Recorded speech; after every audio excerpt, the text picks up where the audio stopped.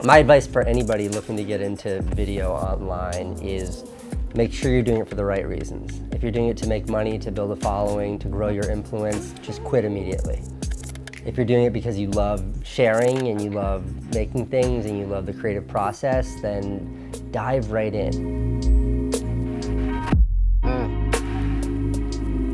I have this BRTC test, which is like be ready to cry. Like, is this something you think you can cry because of 3 times at least, 4 times? And I tell my brother, like, he wanted to make handbags for women, and he's a dentist. And I was like, are you willing to cry for a handbag to make for women 3 times in the next year? He said no, and then he just stopped making it. And I think making those videos, like, it seems fun, but man, the amount of times I fucking cried because it was so damn hard. Like, there's no motivation, there's no role model. Like, I don't look at Casey and like, oh man, what would Casey do without? Like, nothing will motivate you when you're crying, trying to make a fucking video for the day 555 in a row while you're jet lagged. Nothing, it has to be self-driven. I agree. You have to, it requires a kind of motivation. Yeah. You know, if your ambition is what you've done on Facebook to put a video out every single day, it requires a kind of motivation that can only come from within. Yeah. Like, you cannot, there is no outside force. And that's why I preface all of this by saying, like, if your goal is to make money or to get famous, you will invariably fail. Yeah. Because chances are that's not going to happen. It requires a kind of motivation that is comes from a purpose well beyond external ambitions. Yeah. My best, I'm a millionaire, right? But I don't have $1 million. Like, I truly feel like a millionaire, mainly because I have like 1 million friends. Like, any city in the world you go to, you have 200, 300 friends that are willing to welcome you, show you around, and like tell you you've inspired them without even knowing them. That, honestly, is the best feeling in the world. It's not, being rich is a side effect that will inevitably happen. I feel like if you have 1 million people listening to you, someone will give you money just to make sure you don't starve to death. But that's definitely not the happiest part of this journey.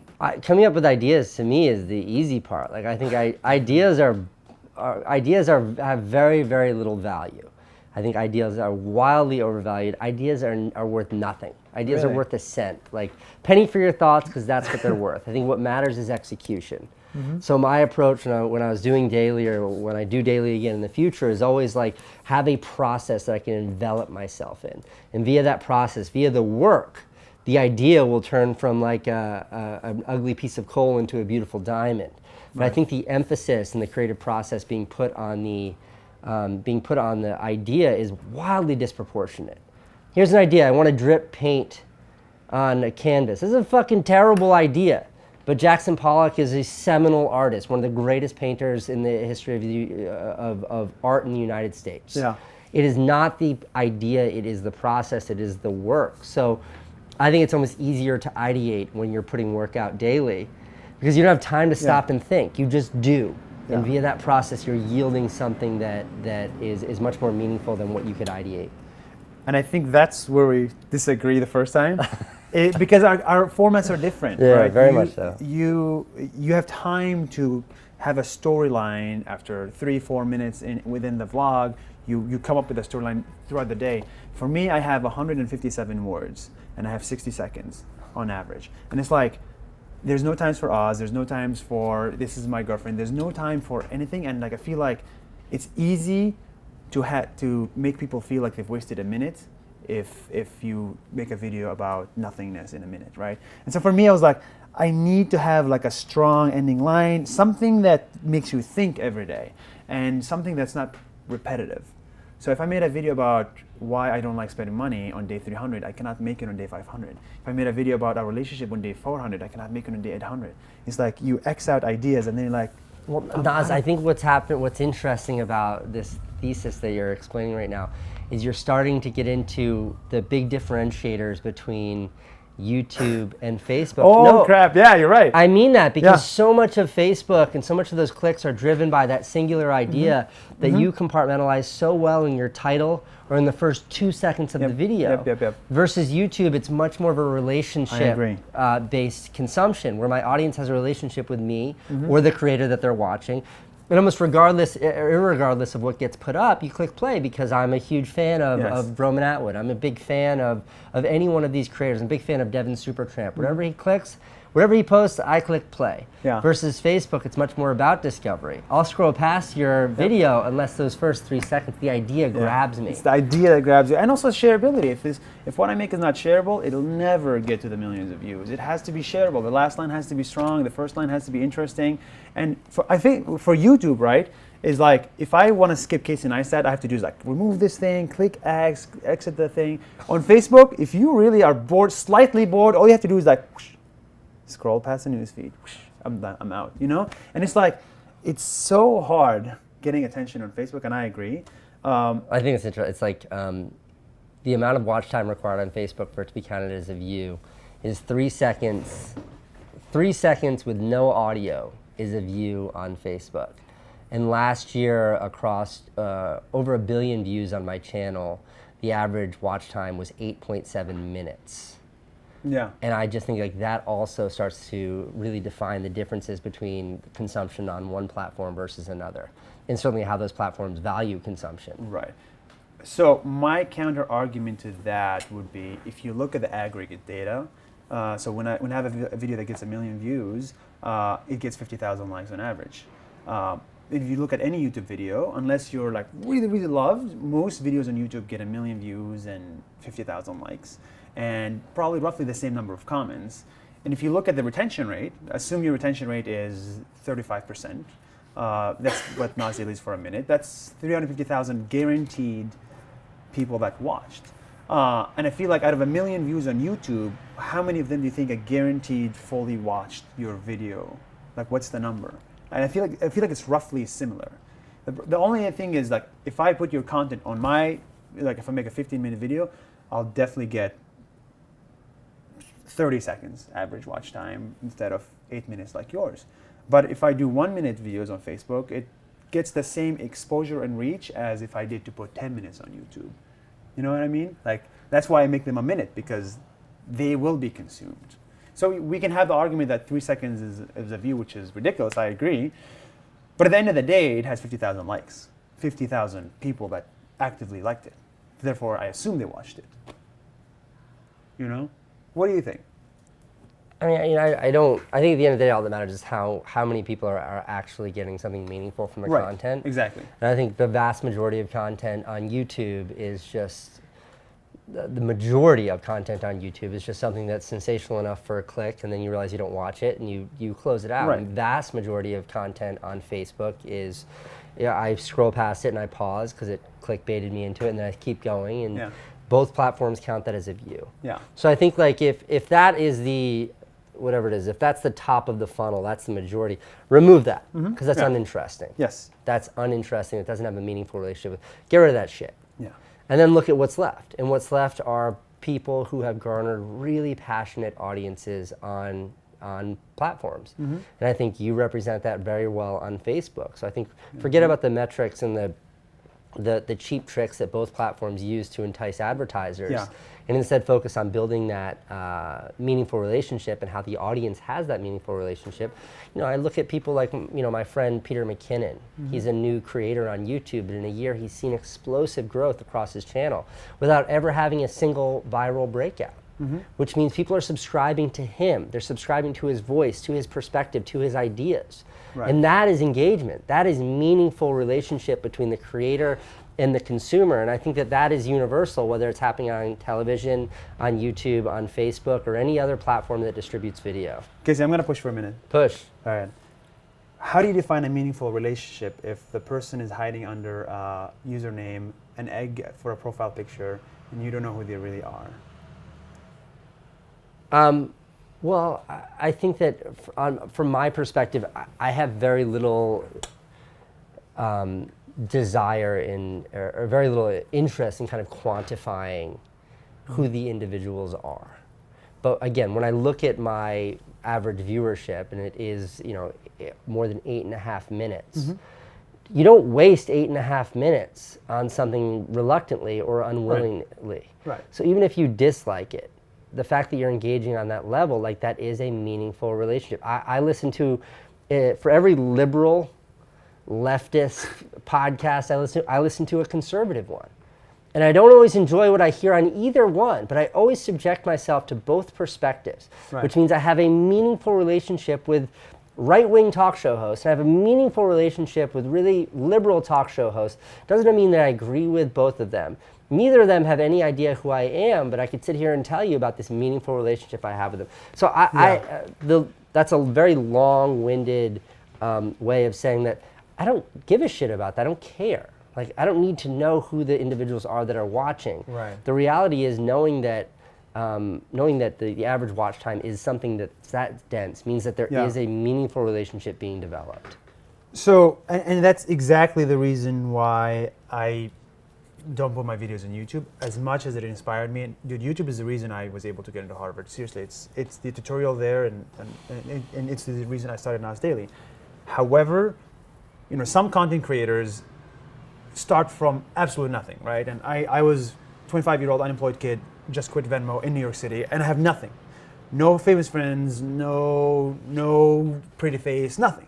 And so for me, what mattered is that my videos... I would like to object there. I think you're an extraordinarily handsome man. Thank you so much. Let's keep going. Hear that, Aline? And so for me, my videos are a product of the people. And so if there's not 100 people in my video is boring. And the only way to connect with people is on Facebook. With one click, I was in India, okay, by myself, don't know anybody. One click, someone messaged my page and said, hey, I'm here, do you want to meet up? And I said, yes, be in my video, please help me, what is in India?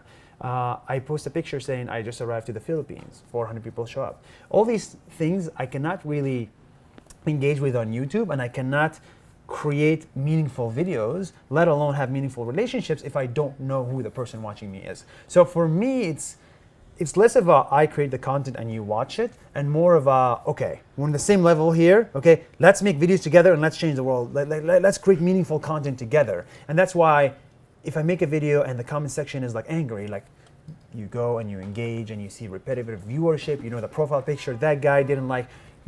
My favorite thing in the world, okay, is when I go to Israel and I make a video saying Israel exists, as every other country, and then someone says, you are a traitor to Palestinians, I hate you and I'm unsubscribing. And you know their name and you know the follower profile picture. And then 10 days after, you see them commenting on a video in Egypt saying, I love this video. And it's like this whole relationship, like the person is still there, even though he disagrees with you fundamentally. That is the most amazing feeling in the world. And that's why I could only get it on Facebook.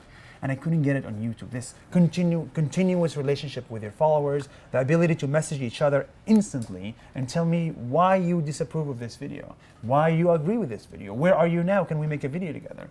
And you know how I met my girlfriend? Like, she messaged a page on day 58 before anything was popular.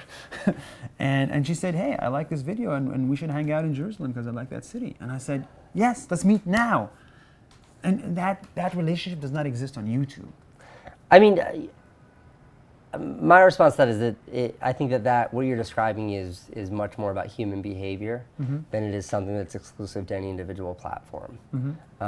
I think you're right. Facebook is better at fostering that kind of opportunity.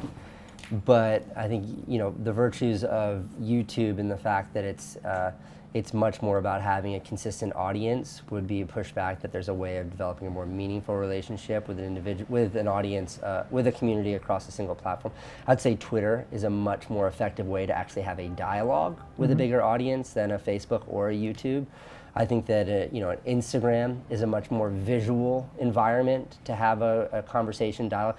So I completely hear and I agree with what you're saying, and I think that the community and the audience, the community and the creator relationship is something that's still in its infancy. And none of these platforms are perfect. I think the vast majority of them still feel wildly like a lopsided one-way street. It's you going this way, and it's very little coming this way. But what you're describing is something that's so interesting. What you're describing to me is why I've gotten more excited about newer platforms like Twitch. Yeah. Twitch is typically for gaming, but Twitch is amazing with live is how real and reactive the comments are to what's taking place on screen. So I don't game. Right. Throw a brick through the fucking windshield. I don't game, but I love having this sort of talk show like environment here in my office on Right. Twitch and seeing the audience interact with me. I don't really have the access to that on YouTube. So that's something that's really engaging and meaningful for me. Something about Facebook that's interesting is there was a minute when I was putting my vlogs on YouTube and Facebook, and like all my parents' friends would be like, I saw the video on Facebook, and they don't see it. I don't have access to those people Yes, on YouTube. exactly. So I understand and I really appreciate what you're saying, but I think what you're describing, or at least how I'm hearing it, is much more about humanity and about how humans can interact with the sorts of Correct. perspectives you're sharing. But which platform is the best to foster that humanity? I mean, my answer is that like if you silo yourself to any one individual platform, you're leaving a huge audience on the floor.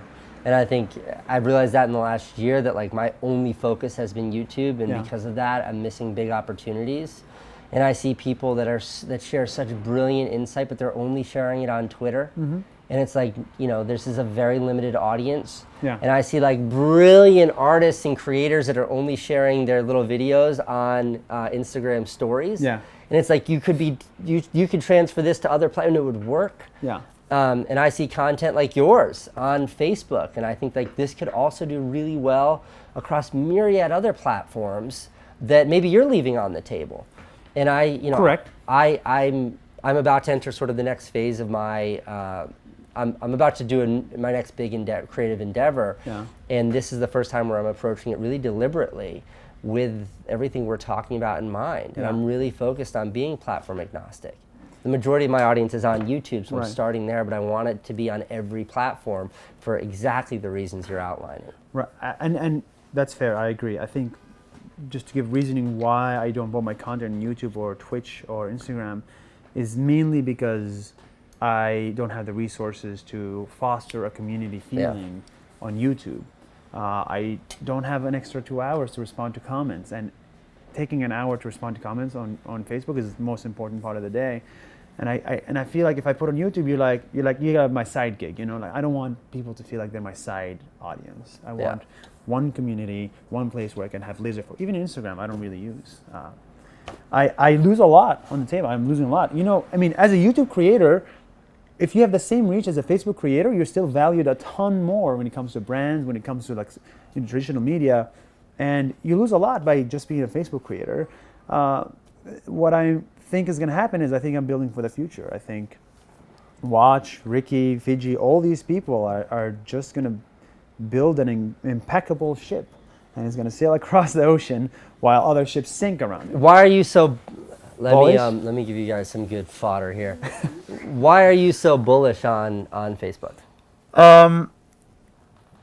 Consistently, these guys have put a lot of thought and transparency into how to build their platform, right? You have some of the smartest people in the world who introduce to the world, take Live, okay? On Facebook Live, we see a lot of like really culturally changing events happening, and there's YouTube Live as well, but nothing important happened there. On Facebook Live, these guys have managed to shed light on like police brutality against people of colors. They managed to shed light on like protests. They've managed to change society by adding one extra feature. And that same feature existed in YouTube, but it never made the news. And so I think continuously they're improving society, and that's their main goal. And you see it with Watch. They, as of 3 months ago, they changed the algorithms to favor content with loyal viewership. What does loyal viewership means? It means if you go Nas Daily on Facebook every other day because I don't show up in your newsfeed, it means you care about this content. So what they did is I went from 200,000 viewers to 1 million viewers every day because they realized I have loyal viewership.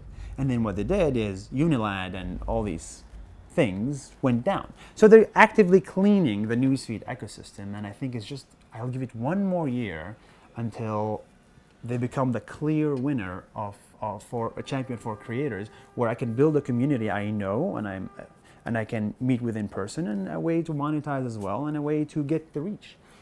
You said it yourself when you put the video on Facebook. The parents called you, but when I put my videos on Facebook, parents call me and my friends call me. Unfortunately, I'm 26 only, but my friends don't go on YouTube anymore. Who goes on YouTube are younger than me, like 13 to 18 years old. And that's not my target market, and I feel like that target market is a little bit, it's not me. what the most important thing I care about is if I meet you for lunch one day and you say, "Oh, Nas, what are you up to in life?" And I'm like, "Are you fucking kidding me? I made a video that's saying I just won $1 million like 5 days ago. You didn't watch it?" So for me, I guess the difference is my content is worthless if my friends don't watch it. Did you win $1 million? No, I didn't. I didn't. As if like, or like I just did this crazy thing and I came back from Colombia, Cartagena, and you didn't watch it.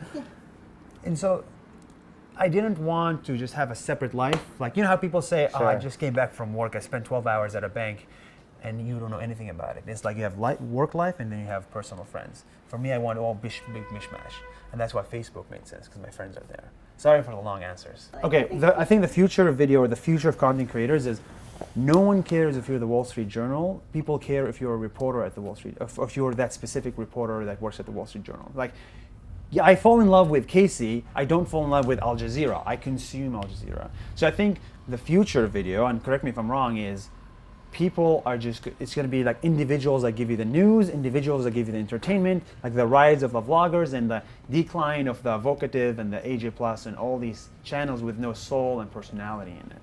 And it doesn't matter the platform. My guess is that Facebook is going to be the platform, but it doesn't matter at the end of the day. If you're a personality anywhere in the world, you'll be loved. Casey? Yeah, my take on the future of video is I think that we'll see the trend continue where audiences and communities subscribe to individuals over outlets. I subscribe to Nas Daily. I don't subscribe to MTV. Yeah. And I think as far as distribution platforms go, it will continue to be more and more fragmented until ultimately it's just entirely decentralized. You're neither a YouTube viewer or a Facebook viewer or a Twitch viewer. You just consume what you like to consume, and the platform that it's coming to will become almost invisible. Mm-hmm. I notice it happening on TV. Like, I don't know if we have cable at home, but I think we do. Regardless, like when I turn on my TV at home, it's like, daughter wants to watch Peppa Pig. I literally have no idea where that's even coming from. Yeah. It might be coming from YouTube, it might be coming from Netflix, or it might be coming from, I don't know. Because it's already becoming so decentralized. I just know how to get to what I want. Mm-hmm. And I think that trend will continue. And that's why I'm putting much less emphasis on any individual platform and instead making sure my content is just as easy to get to the audience, wherever that audience may be. Right. That's what I think we're going to be looking at more and more of in the next 1, 3, 5 years.